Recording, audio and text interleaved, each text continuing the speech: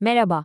Bugün bir zamanlar sayfaları yakılmış ama fikirleri modern dünyayı aydınlatmış çok özel bir esere dalıyoruz.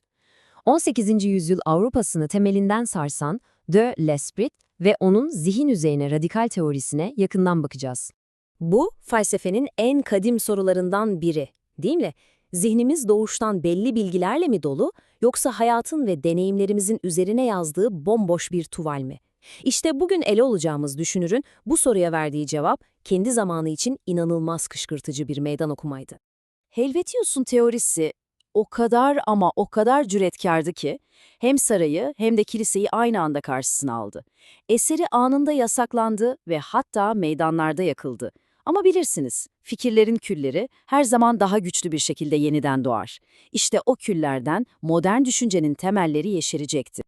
Peki, Helvetius işe nereden başlıyor? Teorisinin tam kalbine, zihnimizin kökenine dair tek ve çok güçlü bir ilke koyuyor. Ve bu ilke, o güne kadar zihnin mimarisine dair kabul edilen, neredeyse her şeyi yerle bir eden devrimci bir iddia. Helvetius'a göre doğduğumuzda zihnimiz bomboş bir levha. Hani tabula rasa derler ya, tam olarak o. Doğuştan gelen hiçbir fikrimiz yok. Ne iyilik, ne kötülük, ne de tanrı kavramı. Hiçbiri. Her şey ama her şey sadece ve sadece fiziksel duyarlılığımızla, yani gördüklerimizle, duyduklarımızla, hissettiklerimizle inşa ediliyor. Zihnimiz adeta deneyimin mürekkebiyle yazılan bir metin gibi. Peki, madem böyleyiz, bizi yataktan kaldıran, harekete geçiren şey ne? Helvetius için cevap inanılmaz basit. Kişisel çıkar. Yani hazza yönelme ve acıdan kaçınma güdüsü. Bu ona göre karamsar bir bakış açısı değil, aksine hepimizin, bütün insanların eylemlerinin ardındaki evrensel ve temel mekanizma. Adeta hepimizin üzerinde çalıştığı ortak bir işletim sistemi gibi. İyi de bir dakika. Madem hepimiz bu kadar basit bir mekanizmayla çalışıyoruz, o zaman dünyadaki bu kadar kavga, bu kadar anlaşmazlık, bu kafa karışıklığı da neyin nesi? Neden sürekli birbirimizle çatışıyoruz? Helvetius'un buna cevabı net. Tek bir suçlu var diyor. Kelimeleri yanlış kullanmamız. Ona göre yüzyıllardır süren o büyük felsefi tartışmalar var ya, aslında hepsi bir hiç uğruna yapılmış gölge oyunları. Neden mi? Çünkü insanlar kelimelerin somut, duyusal anlamları üzerinde anlaşmadan tartışıp duruyorlar. Bakın, bu tablo Helvetius'un ne demek istediğini çok güzel özetliyor aslında.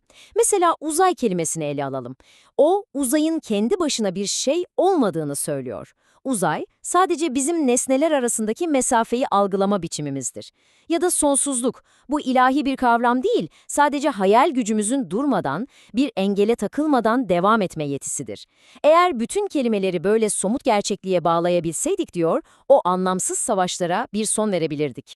Peki ama eğer sadece rahatını düşünen, acıdan kaçan varlıklarsak, o zaman o büyük sanat eserlerini, o devrimci buluşları kim yapıyor? Bizi bu tembellikten çıkarıp deha seviyesine taşıyan o itici güç ne? İşte Helvetius'a göre bu gücün adı serin kanlı akıl falan değil. Tam tersi, her şeyi yakıp yıkan o tutkunun ateşi. Sanatın ve bilimin en büyük harikaları bu yoğun, hatta bazen yıkıcı olabilen dürtüden doğuyor. Tutku, zihnin en verimli tohumudur. Helvetius burada adeta iki farklı evrenin insanını karşılaştırıyor. Bir tarafta risk almayan, aman ağzımızın tadı bozulmasın diyen mantıklı insan var. Diğer yandaysa fırtınanın tam ortasına dalan tutkulu dahi. Biri güvenli limanlarda kalmayı seçerken diğeri bilinmeyene yelken açıyor. Ve tarih genellikle vizyonu anlaşılana dek deli damgası yiyen bu ikinciler tarafından yazılır. Ve tarihe baktığımızda, diyor Helvetius, bunun örneklerini her yerde görürüz. Büyük İskender'in zafer tutkusunu düşünün ya da halkına ilham vermek için doğaüstü güçlerle konuştuğunu iddia eden liderleri. Onlar, insanları harekete geçiren şeyin soğuk mantık değil, tutkunun ateşleyici gücü olduğunu biliyorlardı. Bu yüzden bazen aldatmacayı bile bir araç olarak kullanmaktan çekinmediler. Şimdi Helvetius bu fikirleri alıp toplumun kendisine uyguladığında, işte o zaman en radikal, en sarsıcı sonuçlarına ulaşıyoruz. Ahlak hakkındaki bildiğimiz her şeyi sorgulatan o kısma geldik. İşte geldik kitabın en bomba kısmına. Helvetius'a göre erdem dediğimiz şey Tanrı'dan ya da evrensel bir yasadan gelmiyor. Çok daha basit, çok daha dünyevi bir kaynağı var. Kamusal fayda. Yani bir eylem ancak ve ancak toplumun genel refahına hizmet ediyorsa erdemli sayılabilir. Ahlak, göklerden inen bir buyruk değil, tamamen toplumsal ihtiyaçların bir ürünüdür.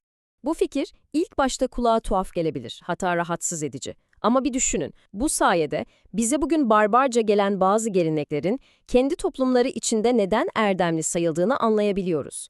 O eylemler ne kadar korkunç görünürse görünsün, o toplumun hayatta kalma mücadelesi içinde algıladığı bir kamusal faydadan kaynaklanıyordu. Kısacası erdem mutlak değil, zamana ve mekana göre tamamen görelidir. Peki, bütün bu parçaları birleştirdiğimizde ortaya nasıl bir resim çıkıyor? İşte burada Helvetius bizi şaşırtıyor ve karşımıza inanılmaz iyimser, adeta insanlığın geleceği için yazılmış bir manifestoyla çıkıyor. Yani eğer zihnimiz bomboş bir levhaysa ve karakterimizi yaşadığımız çevreye yoğuruyorsa bunun anlamı çok açık. Kimse dahi, kahraman ya da canavar olarak doğmaz. Kaderimiz doğuştan yazılmamıştır. Hepimiz şekillendirilmeyi bekleyen birer potansiyeliz. Yani diyor ki karakterimiz tamamen içinde yaşadığımız toplumun bir ürünüdür. Yasaları, eğitimi, yönetimi değiştirin ve insanı da değiştirirsiniz. Aynı hamurdan hem bir kahraman hem de bir tiran çıkarabilirsiniz. Her şey onu şekillendiren o toplumsal kalıba bağlı. Özetle, Helvetius'un bize söylediği şey şu: biz doğmayız, yapılırız. Bizi biz yapan şey, içinde yaşadığımız çevredir. Bu ne anlama geliyor? Bu, daha iyi insanlar yaratma gücünün tamamen bizim elimizde olduğu anlamına geliyor. Nasıl mı?